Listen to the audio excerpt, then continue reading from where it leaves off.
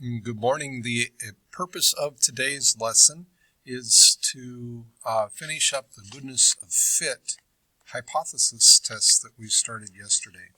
So if you would find your note packets here and find this page in particular in your note packets, it says, do we have significant evidence that the company was lying about the distribution of the colors of M&Ms? As you recall yesterday, we expected to get these percentages. This is what the company told us we should get for the percentages of each color of M&M. And this is what we observed. And there was some discrepancies here.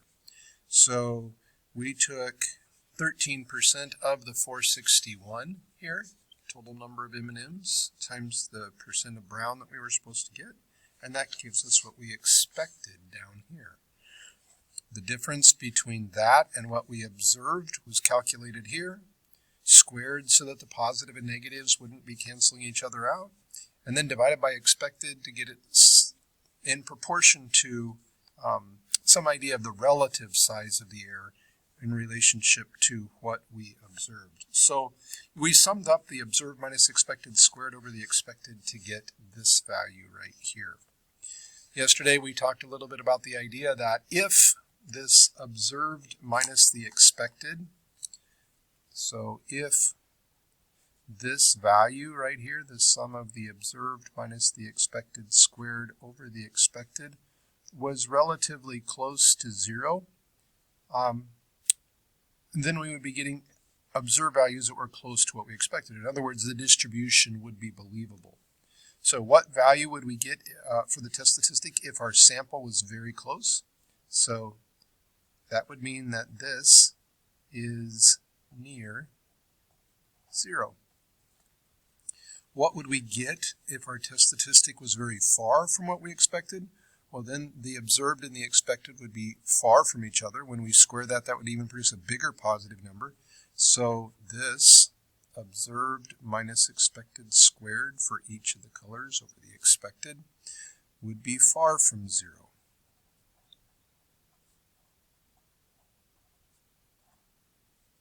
Now, what does far from 0 mean? Well, that's going to be determined by our new distribution here, the chi-squared distribution. So we're going to ask the age-old question, how likely is it that we would get results like this if the null was true? So we're going to look at our first learning target here is that we can state the appropriate null and alternative hypothesis for a chi-squared test for goodness of fit. So when we look at our note packet here, back to this page, a couple pages back from where we were, we're going to be looking at filling in this page right here. So with learning target number 1, I think yesterday we might have started this. We said that the null hypothesis will be the assumption that what they're telling us is true. So the distribution of the colors of M&Ms is as described. And the distribution, the alternative then will be that it's not as described.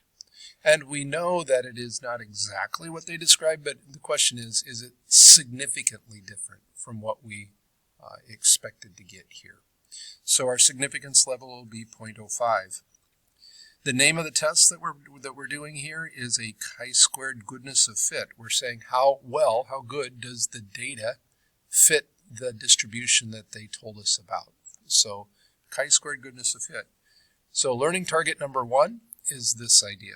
Learning target number 2 is that we can state the conditions. So on that page in your note packet there where it says check the conditions, we'll have our famous 3 conditions, the random, the 10%, and the large counts. Now, we're going to assume that the M&Ms that were selected were a random sample so that we can generalize from the sample to the population. We are sampling without replacement, so our sample size must be less than 10% of the population. If you recall, we had 461 M&Ms in our sample, so our sample size would need to, our population size rather, would need to be at least 4,610. And I think that's a safe assumption that we have more than 4,610 M&Ms in the world. And then the large counts is a little different here. The large counts, the condition that we need to check is that each of the expected values has to be greater than or equal to 5. So as far as showing your work here, we need to show that if the smallest one is greater than or equal to 5, then they'll all be greater than or equal to 5. So our smallest expected count, it was 59.93 yesterday. Recall, to get that, what we did was we took the expected value, the smallest percentage that we had, and we multiplied it by the number of objects that we had. So if you go back to what we did yesterday, I believe we calculated that expected value here by taking each of these percentages times the total number of M&Ms that we had. So 13% of 461, 14% of 461, 20% of 461, and so on. And that's how we computed these expected values. So as far as verifying that it is actually true, we're going to just find the smallest percentage here. In this case, there were 2 colors that we expected to get 13% for, and that is our smallest of these percentages. When you multiply 13% times 461, that's where you're going to get your smallest expected value from. So if that one is greater than or equal to 5, then we can say they'll all be greater than or equal to 5. So we can fill that information then in here with our check the conditions. And that will be learning target number 2, that we can state and check the conditions needed for a chi-squared goodness of fit test. So the learning target number 3 for today, our third idea for today, is that we can calculate the degrees of freedom for a chi-squared goodness of fit, and we can compute the p-value for a chi-squared goodness of fit. So we're going to do that with a couple of different things. There's a little variation on the other hypothesis tests that we've done. So our picture, since we're doing our chi-squared test statistic, we talked about the idea yesterday that this thing can never be negative because we're doing observed minus expected, and then we're squaring that, so that'll produce a positive number. And our expected value will always be positive. So our distribution is not going to look like the normal curve. We're going to have a skewed distribution, and the distribution will tail off to the right here. So this is our picture. When we computed our chi-squared test statistic yesterday, this is our specific formula up here. When we do our work, we need to show how we computed that chi-squared test statistic. So we're going to go through, and for each of those individual cells, we're going to take the observed minus the expected squared over the expected. So for the brown color here, we're going to show that we took observed minus expected, that we squared it, and we divided by the expected to get this number right here. So our work needs to look like this. Observed value for brown was 55 minus 59.93. We're going to square that so that we don't have positive and negatives canceling each other out. We're going to divide by the expected, and then we'll just continue that process on. The observed number of yellow M&Ms was 92, and we expected to get 64.54, and we are going to square that difference and divide by our expected value there as well. And then we'll just do dot, dot, dot. As long as we've shown at least 2 of these, then we can say that our sum is going to be, I think we came up with 25.685 or something close to that yesterday. So this would be the value of our test statistic here. So chi-squared is going to be 25.685. As far as degrees of freedom go, we need to show that in our work as well.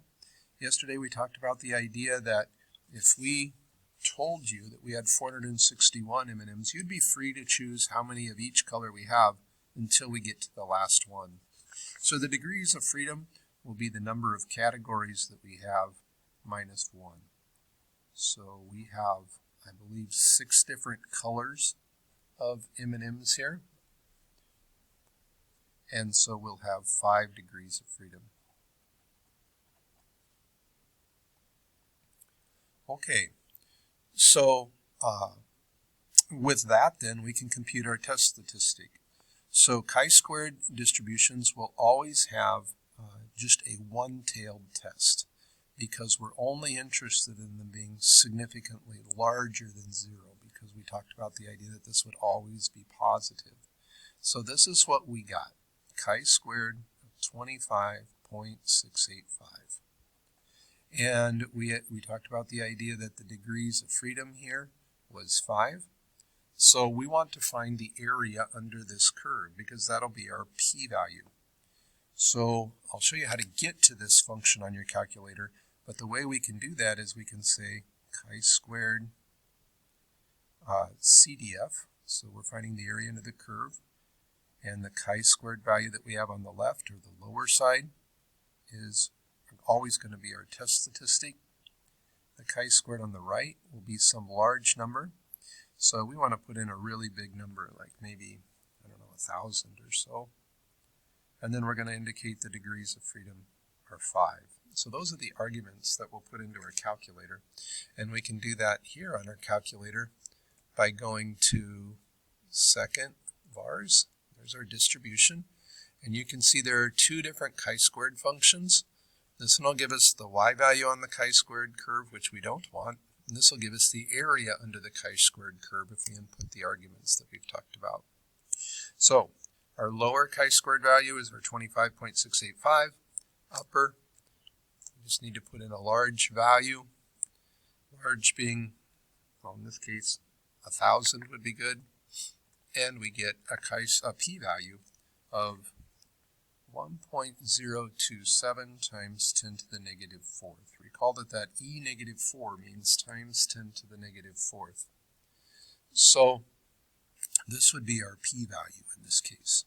If we convert that to a decimal, that means we have 0.0001027. Recall multiplying by 10 to the negative 4th just means we're going to move the decimal 4 places to the left. So what are we saying?